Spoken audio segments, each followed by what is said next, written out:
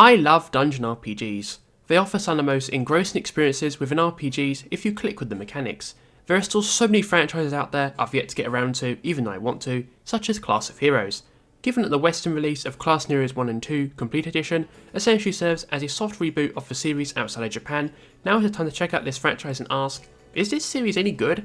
Thank you PQube for sending me review codes for both of these titles. Yep, I'm finally getting codes from publishers now. So let's get straight into it. Most people don't really know much about this franchise, which is understandable, given its obscure cult classic status within the genre, so let me bring you up to speed. Developed by Zero Div, no that's not a slur, that is the name of the developer, and published by Acquire in Japan, the Class of Heroes franchise consists of 5 mainline titles and a spin-off. Class of Heroes was originally released for the PSP in Japan back in 2008, with Atlas USA localising the title for North America in 2009. You've probably played this one if you're a fan of the PSP's RPG library. Well, unless you're in Europe, because it never came out there. The game did well enough though and got a sequel, Class of Heroes 2, a year later in Japan, also for the PSP, and that later got an enhanced port for the PlayStation 3 in Japan in 2010 under the name Class of Heroes 2G. 2 more sequels came out in Japan, Class of Heroes 3 for the PSP and PS3, and Class of Heroes Final, the latter originally coming out for the Nintendo 3DS, hence the confusing name Class of Heroes 3D. Although Gaijin Works confirmed a Western release of Class of Heroes 3 many years ago, for reasons not publicly known, the official English release never happened, but you can still access the official website today. The final mainline title is Class of Heroes Toki no Gakuen, which came out for the PSP in 2013 and brings the series into the 3D realm, with turn-based gameplay and world exploration that looks similar to the Hyperdimension Neptunia series at first glance. This game also was not localised. The most recent Class of Heroes title, aside from these remasters, is 2020's Adventure Academia: The Fractured Continent, a strategy RPG spin-off developed for modern consoles. PQube published this title worldwide, ironically marking this franchise's official European debut. Class of Heroes 1 and 2 Complete Edition is the remastered release I'm discussing in today's video. This re-release is available on PlayStation 5, Nintendo Switch and PC via Steam, as separate digital releases and this physical bundle pack. Class of Heroes 1 is based on a previously Japan-only remaster titled the Anniversary Edition, which came out in 2018, while Class of Heroes 2 is based on the PS3 version of Class of Heroes 2. This version added new music, dungeons, sound and visual effects and more, which effectively supersedes the PSP original. Now we're going to touch on the gameplay for both games. One thing I'm going to say up front, both these games play very similarly. However, there are some differences between each game. I will start by outlining the similarities between both games and their core gameplay, before touching on their differences. Class of Heroes 1 and 2 are first-person dungeon RPGs set in a medieval world. You play as a group of students, who you design and customise yourself, who enrol at a military academy and have to complete missions in order to graduate. The dungeons themselves are across a world map, and you travel through dungeons to find settlements, rival academies and other dungeons too. There is no story in either of these games. If you're looking for a storyline, whether it's serious like Etrians the Untold or light-hearted nonsense like Dungeon Travelers, this isn't here. The stories of Class of Heroes 1 and 2 are strung together with visual characters and cutscenes that exist purely to give and receive missions. There's not much character development, although the cutscenes are often funny and make up for this. This is partially down to Class of Heroes taking heavy inspiration from Wizardry. You're meant to build the story yourself, connecting with the characters you design as you explore the labyrinths. You're not meant to connect with the characters within Class of Heroes on a deep level. That's fine. However, this does mean if you need a story to keep you engaged in a game, Class of Heroes may not be the franchise for you. Additionally, aside from some tutorials in the first Class of Heroes game, you are literally thrown straight into the dark, forcing you to work out what to do on its own. This means Class of Heroes does have a learning curve, which is further complicated by the lack of a physical manual with the physical release. This isn't entirely PQube's fault, because the game market has changed a lot since the previous localizations, which both included manuals. However, it definitely made for a steep induction for the series, and I say that as someone who is experienced with dungeon RPGs. The labyrinths are 3D models that cover a variety of settings, from grassy plains to sandy deserts, underground dungeons to waterlogged caves. There's a nice variety of dungeons, even though they're not particularly memorable. Additionally, typical dungeon RPG mechanics like random warps, chests, dark tiles and turn tiles that can disorientate the player are also here. These traps contribute to dungeon designs that can be infuriating to navigate. However, this is par of the course for the genre. Additionally, you can also use auto move in both titles once you map an area, which is really cool and makes them easier to navigate.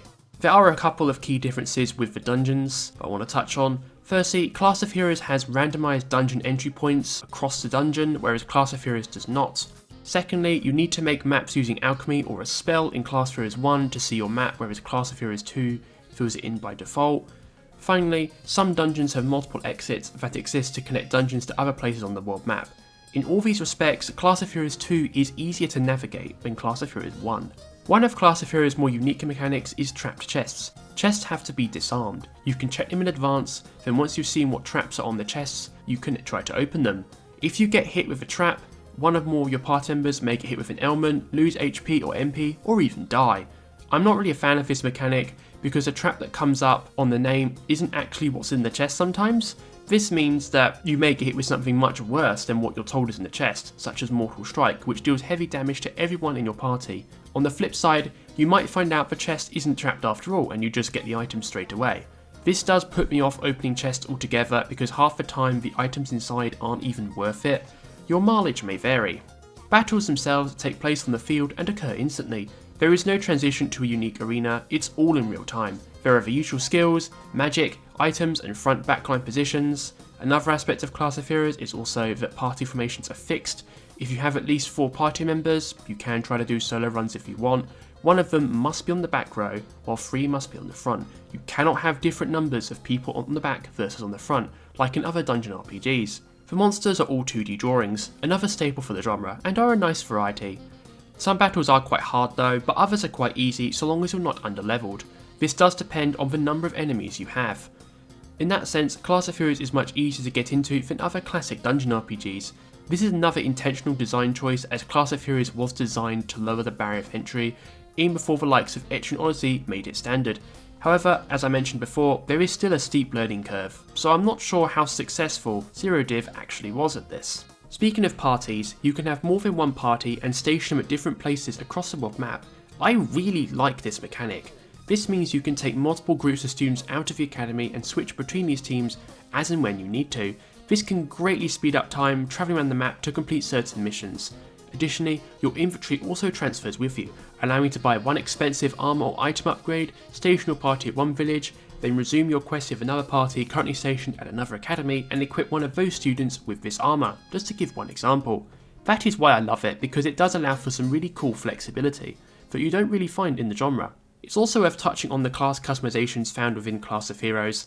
There are over a dozen classes you can have in your party in each title, however these depend on what race your party member is and their stats. You can allocate bonus points that you can then allocate to unlock a wider choice as to what class you can give that party member. As all party members are blank slates, again another Wizardry staple, there is limited customization outside of this. This is fine, but it's worth bearing in mind.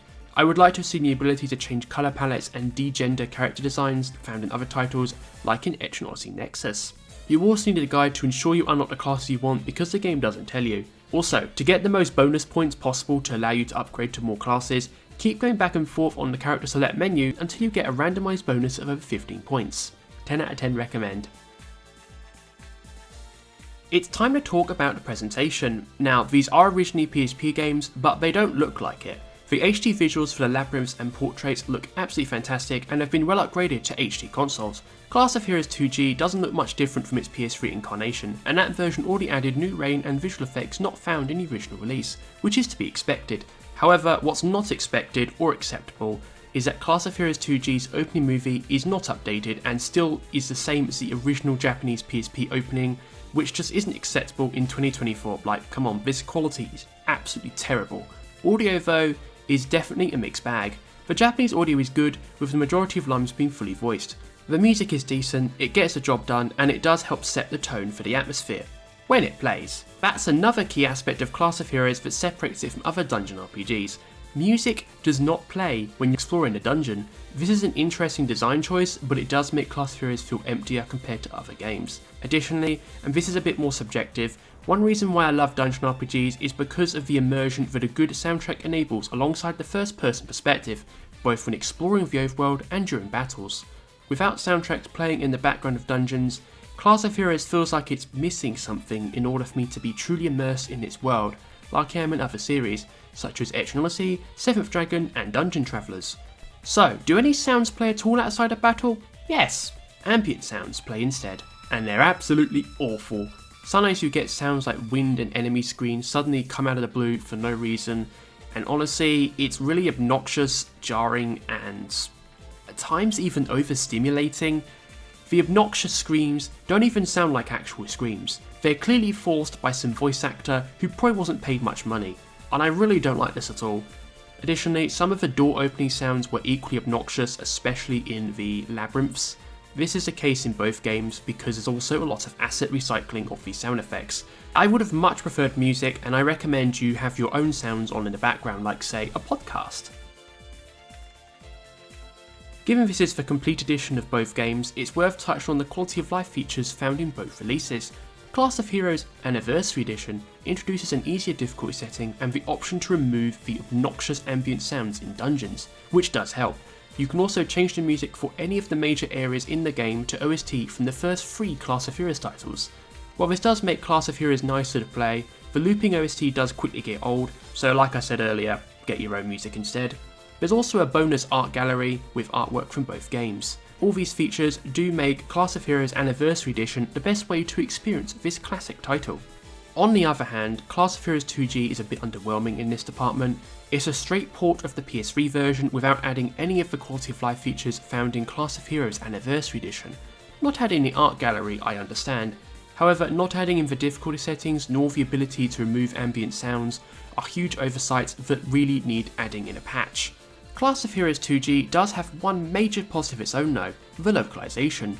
This localization appears to have been revised from Gaijin Works' original script, with class and location names being updated alongside other things. While some older gamers with nostalgia for working designs and their localization style might be disappointed by this, I'm okay with this. This is because working designs localizations are outdated by modern standards, hence this is why PQube and Acquire made the decision to revise the localization. With all of this said, it's now time to wrap up. I have mixed thoughts when it comes to the Class of Heroes games. I'm glad I got to check these 2 classic games out now the series is coming back to the West, both as a fan of dungeon RPGs and niche gaming more generally. The core gameplay foundation is solid and is one of the better systems I've played, especially with the class customization. However, the audio issues alongside the lack of the story really undermine the games to me. I do like them, they're solid from a gameplay perspective, but I do feel like they're missing something that would make me truly fall in love with them. However, if you don't care about either of these things, I think you'll find a lot to love here, especially if you're a fan of dungeon RPGs or wizardry.